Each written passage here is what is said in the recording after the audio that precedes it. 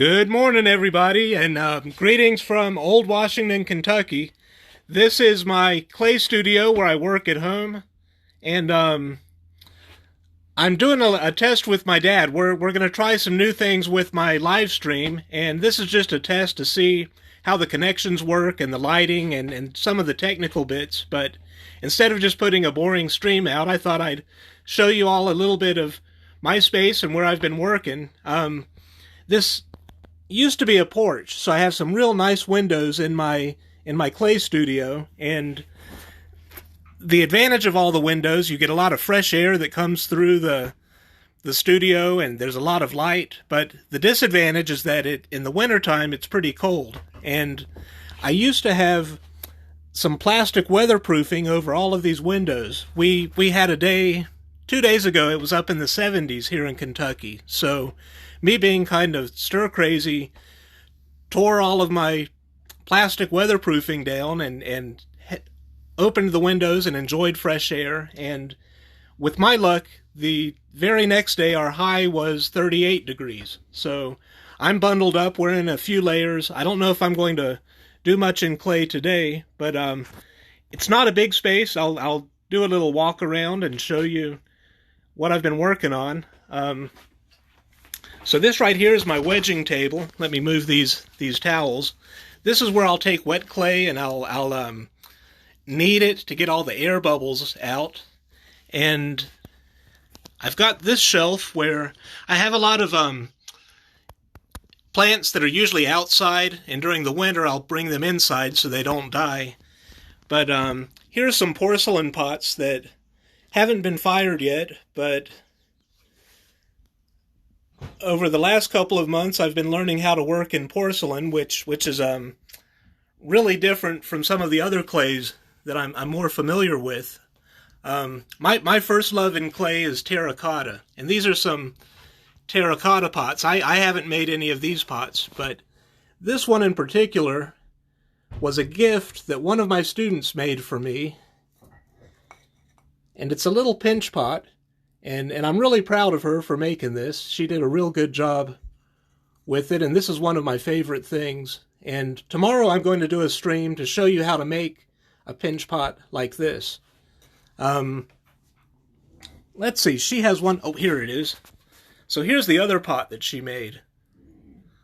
And I think it's just cute as a button. I like the way you can see it's hand-built, and it's just a real fun little pot to have around the house. I always smile when I look at it. So let's see what else I could show you in the studio. This is the shelf where I keep bats for when I'm throwing. I'm not super organized. I'll try to clean up before tomorrow so you can see how I'd like to think you think I work. But this here is a sculpture that I've been working on. If you watch me on Facebook, you might have seen some of the work in progress. This is a terracotta bull, and all of the work is finished. I still need to sign it, but the reason I had the plastic bags over the head and over the tail is because ideally when you do a clay sculpture, you want it to dry at the same rate. When clay dries, the clay shrinks. And if you have one part shrink faster than another part, there's a good chance it might crack. So what I'll do is I have a little water spray bottle, and the parts that are furthest from the center of the pot seem to dry faster. So you could see, maybe you could see how the horn is a little bit drier than the rest of the clay. So every now and then I'll just spray it with water a little bit. I'll do the same thing with the tail. Do you see how right here this part of the tail is a lighter color than the parts that are closer to the body? I'll spray it with a little bit of water, and then to let the clay absorb that moisture and to hold the moisture, I'll put a plastic bag over it overnight. So this wheel, I'm going to back up so you can see my throwing wheel.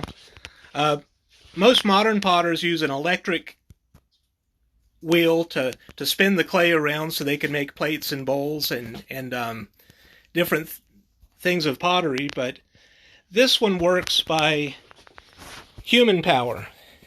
And I bought this a million years ago when I lived in Virginia, and I don't think it was Craigslist. It might have been a classified ad in a newspaper, if you can imagine that. And I didn't have a lot of money, but I really wanted this wheel. And the person who sold it to me, I think took pity on me and gave me a pretty good deal so that I was able to buy it. And I've had this for over 20 years and it still works. It's a real simple mechanic. I'm using my foot to kick the wheel, and it spins this weighted flywheel.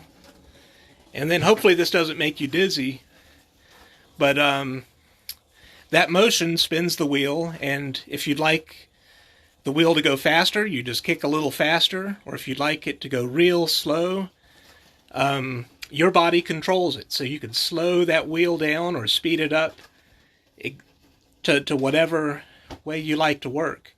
And I feel like it's almost an extension of my body when I'm throwing with the kick wheel. Now, when I'm at someone else's studio using an electric wheel, for me it feels like I'm disconnected from the wheel. It's electric and it doesn't have the nuance that this little kick wheel has. But this wheel was made in Ohio. And I don't know if I can pronounce Klopfenstein correctly, but you all know I live just 5 miles away from Ohio, and I think it's kind of neat that I got this in Virginia and I'm bringing it closer to home. But I would never leave Kentucky, so this is as close as it gets to Ohio. Excuse me, I'm going to cough. I think I'm healthy, but there's a lot of pollen and stuff in the air, and it's just like an allergy cough. So give me just a second. Okay, I guess I could zoom in and show you some of my other little sculptures. Here are some little birds that I made, and then I have this goat that is pretty much dried out. It's ready to go in the kiln. If you're familiar with clay, it's really important that the clay is completely dry before you put it in the kiln, or else you could have cracking, or even worse, the moisture in the clay could turn into steam, and then when it leaves the clay really fast, it could cause it makes a sound. It's like an explosion. So I'm not going to fire these pots until everything's completely dry.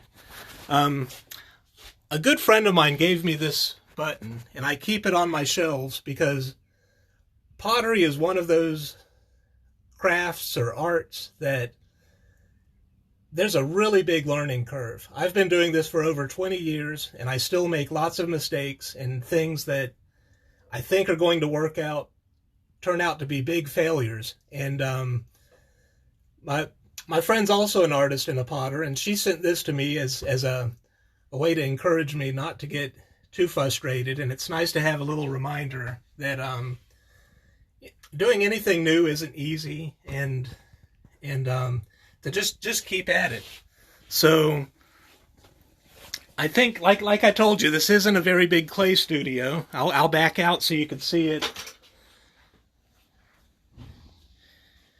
It all fits in here. I don't have a sink, and you really don't want to wash things that go down the drain in clay, because the clay will clog your drain.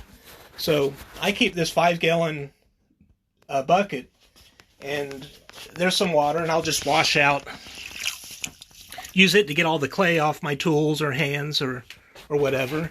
And then I'll use these rags to clean my hands, and then I'll go to the sink and wash my hands again. And we all know washing hands, very important. I think my dad probably got all the information he needs. So I'm going to say goodbye for now. If you would like to watch me do a project in this clay studio, I'm going to make a handmade pot. I'm not sure if I'll make a cute little pinch pot like the ones my friend Amy made, or I might do something a little more complicated like a bird, or I wouldn't make a goat, but I've been thinking about maybe a sheep or a pig or a horse. So if you want to know what I end up making, you'll have to tune in. I'm not sure exactly about my schedule, but I'm going to try to do this around 2 o'clock tomorrow. So that gives you a little heads up if you'd like to watch live, but I will share it. The video I make tomorrow, I will share online. So if you do miss the live thing, you can watch, any time. So here's a view of my, well, that's a view of my screen. I wanted to show you my view while I work. I really like being in a small town, in a rural space. For me, it's very relaxing. Sometimes it's a little boring, but I think that's good for an artist. That makes you entertain yourself. And but sometimes I'll see deer go across this field, or bunny rabbits. You'll see bunny rabbits a lot. Or if the weather were a little better, you'll see my cats that'll hang out outside and watch me. So I think I'm going to turn this off. It's good seeing everybody. I hope you're doing well. I think I've been more social since I haven't been able to leave my house than when I was able to leave my house. It's kind of funny how things work out. And I've really enjoyed watching you all and the things that you're doing and sharing. So just hang in there, and hopefully we get to see each other in person soon. But until then, we'll just keep hanging out this way. So have a great day. Bye-bye.